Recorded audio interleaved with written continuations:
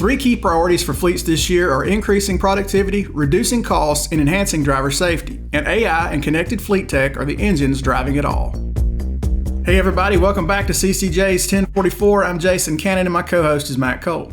Efficiency and cost reduction and safety are top priorities for motor carriers this year, according to Verizon Connect's 2026 Fleet Technology Trends Report.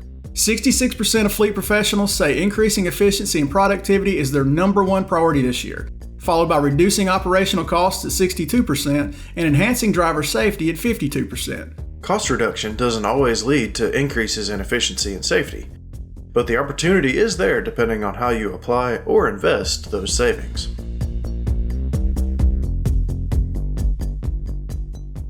When you think about the drivers of costs in a fleet, right?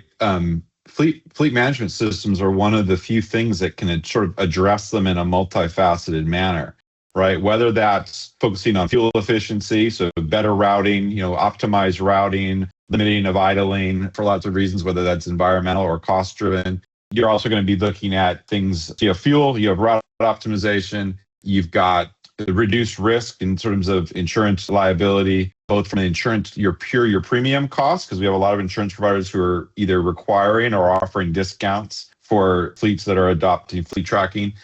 And then lastly, just your risk in terms of, lawsuits or fraudulent lawsuits.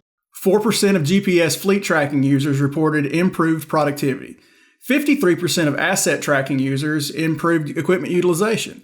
And 55% of field service management users improved operational efficiency, with nearly half of the users across major technologies reporting an ROI in less than 1 year.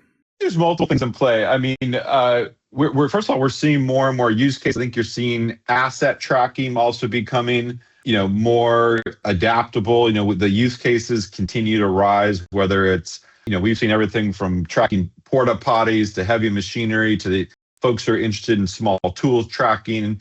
That, I just think it's becoming the norm that this technology can work. I think when you even think in the consumer space, we're seeing more and more use of GPS or Bluetooth tracking in some cases. And so I just think it's becoming a standard fare. And then I think now we're seeing video each year and year creep up as well as sort of, hey, that's, you've got to have that table stakes. 74% of video telematics users say AI improved driver safety, helping to detect behaviors like fatigue and issuing real-time IDCAB alerts and coaching, driving a 48% reduction in accident-related costs. Video remains one of the best use cases for AI in trucking, and it's getting better. Video is still an extremely powerful use case, and I think what we continue to see is just improvements in the accuracy of it, the richness, the explosion of additional video use cases that come to fare. But what has actually gotten me really excited is I think we're now moving also into the expansion that the user experience of fleet management solutions. I mean, historically, they've been very rich applications, but sometimes not always the easiest for someone who isn't a data analyst to use. I mean, a lot of my clients, are very skilled plumbers, electricians who, I count on to come and fix my home, but they're not, data analysts that are meant to figure out how to go and analyze, rich spreadsheets and such. And so what I get really excited about is AI is really going to revolutionize sort of the user experience, as we call it, right? And make it much more conversational.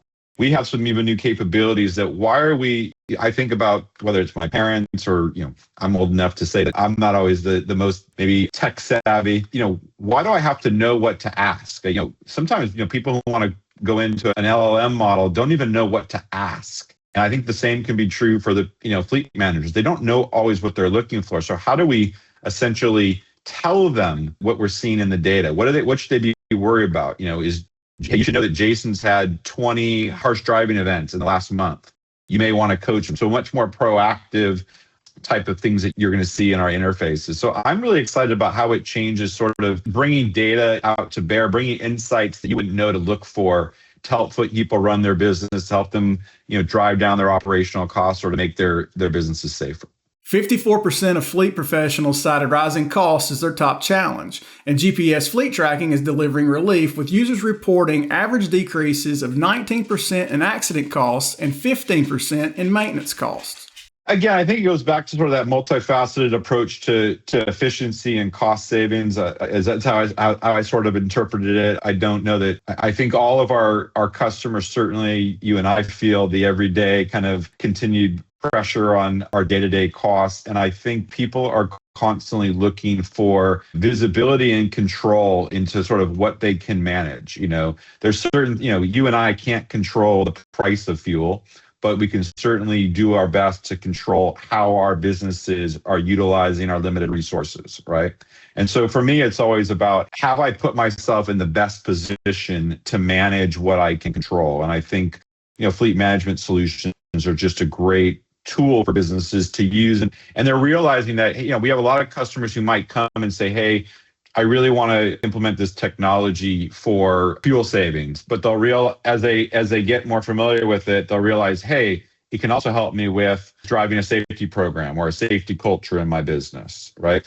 And so that's what gets me excited. We have a lot of customers who come back and sort of start with tracking and then add video as an add-on to say, hey, I've been convinced and it's compelling and I'm seeing the benefits.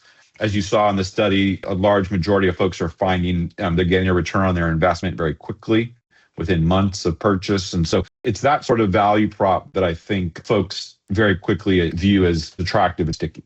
So just how good can this technology get? I think one of the things that I'm really interested to see how it evolves is AI is going, and certainly we see it across multiple industries, it's redefining sort of the technology landscape within many sectors. It's changing how you might integrate other technologies or other solutions, integration with, we do a lot of integrations, let's say with a fuel card provider or things like that.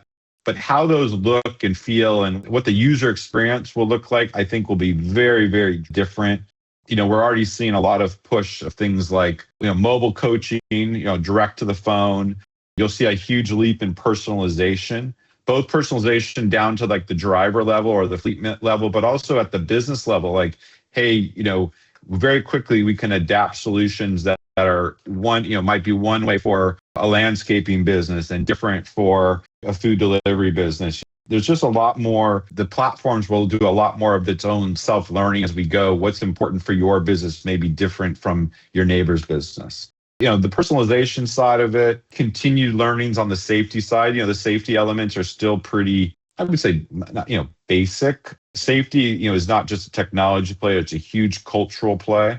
So I think we'll see, how do you change the culture of your organization to be a safety-focused one? And I think AI will really lean into that in helping drive that for individual businesses. Technology and the idea of what it can do can be a scary thing, but Josh says failure to embrace it to some degree is leaving way too much opportunity on the table for motor carriers. I certainly respect everyone's choices, but I think the marketplace today is so hyper-competitive, and the benefits, whether it's from a cost and efficiency standpoint or a safety standpoint, are so compelling around, at least at a minimum, your vehicle tracking and forward-facing cameras, let alone in-cab. I can understand people have some hesitancy of in-cab cameras, and we like to work with our clients and work through them to help them understand the benefit. But it's so compelling that you can't expect to compete in today's marketplace if you're not being as fuel efficient, if your routes aren't optimized, and if you're not protecting yourself really from the fact that, look, you have drivers, including perhaps even yourself, that are driving your business's most expensive asset down a road every day,